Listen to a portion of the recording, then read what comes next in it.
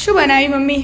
Mango shrikhand બનાવ્યો, એકદમ મસ્ત ટેસ્ટી, જોરદાર લાગે, એકદમ અલગ જ સ્વાદ. એવું કેવી રીતે બનાવ્યો? હેડ શીખવાડ્યો તને હેડા એનું જો એક ગોળની થેલી કાલ હું એ બપોરે જમાઈ હતી 2 વાગ્યા જેવી.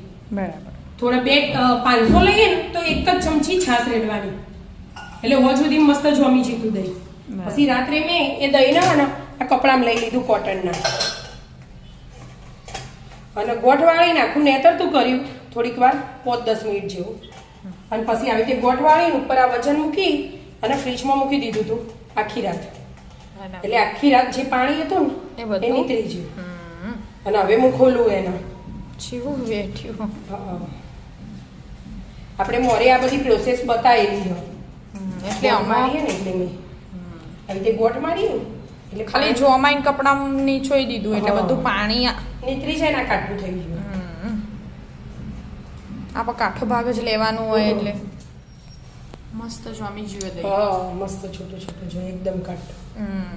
આ બાઉલમાં લઈ લીધું મેં, અને એનું હું આજે મેંગો શ્રીખંડ બનાવવાની. સરસ મેંગો શ્રીખંડ. હા હાલ ચાલો સીઝન મેંગોની એટલા માટે. મેંગોનું કોઈ બાકી રહી ના ના જવું જો બધું જ બનાવી દેવાનું, આઈસ્ક્રીમ જે ખાવું હોય. આપણે કેન્ડીઓ છે એટલી બધી બનાવી, કેટલી બનાવી તારે. આપણે રહી જતા તો લાડુ એ બનાવી દીધા. હા મેંગો મસ્તાની બનાવી, મેંગો મસ્તાની બનાવી. આ બધું દહીં લઈ લીધું મેં. હવે કેરી મસ્ત છોલી દઉં, જો ધોઈને તૈયાર જ કરી એ મસ્ત છોલી અને ટુકડા કરી દઉં.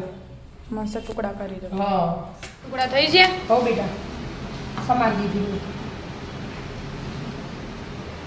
આ ગોળી લીધી એક વાટકી, એ આમાં એડ કરી દેવાની, પણ એકવાર થોડું પીસી લેવાનું પછી કરવાનું.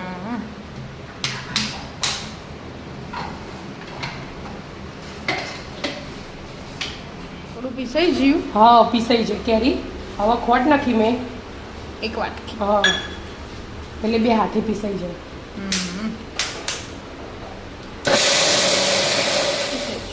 ઓ આખું ભરાઈ રહ્યું મમ્મી ધ્યાનથી.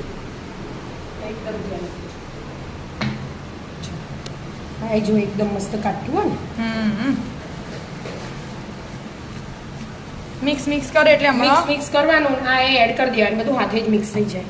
બરાબર. એટલે બહુ ટાઈમ થાય ના. વાટકી ભરી નહીં હતું, વાટકી ભરી ના થયું. બરાબર.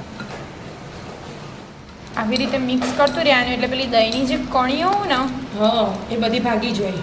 અને ગળવું હોય તો અત્યારે ગળી લેવાય. આપણે કાયમ ગળી બનાવીએ ને ગળી વાર મિક્સ કરી દઉં, કાજુ બદામ નાખ્યા ને પહેલા, પછી ગળી દેવાનો, પછી કાજુ બદામ ને નાખવાના, એલાયચી બધું. 2 મિનિટ, હા 5 મિનિટ જેવું મિક્સ કરવાનું, એટલે એકદમ મિક્સ થાય ને તારા ક્રીમી વાળું થાય, એટલા માટે. ખાસી કણી ભાગી જાય કે મમ્મી? ભાગી જ જોઈએ બેટા. ભાગે. હવે આનો હું ગળી લઉં એટલે મસ્ત થઈ જાય. હા જો પેલો મસ્ત જાડો થોડો થોડો લઈને ગળી દેવાનો. બરાબર. આવી રીતે મસ્ત ગળી ગયું કે મમ્મી? બધો ગળી ગયો મસ્ત.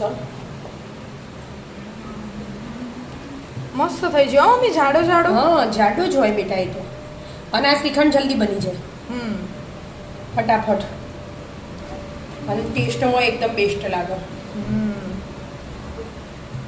અમુ રસનોય આનંદ આવો, શ્રીખંડનોય આનંદ આવો, મસ્ત લાગે.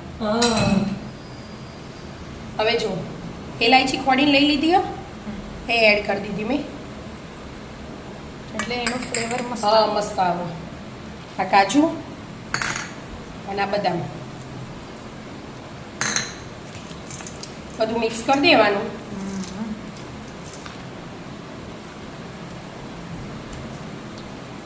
આમાં કેસરના વાળા નખવા હોય ને તો એ નખાય. હા આપણે નખીએ. હા કેસરના વાળા પણ થોડું ને ફ્રીજમાં મૂકી દઈએ. હા ઘડીક વાર ને ફ્રીઝરમાં મૂકી દેવાનું, થોડીક વાર કાઢવો થઈ જાય મસ્ત, એટલા માટે.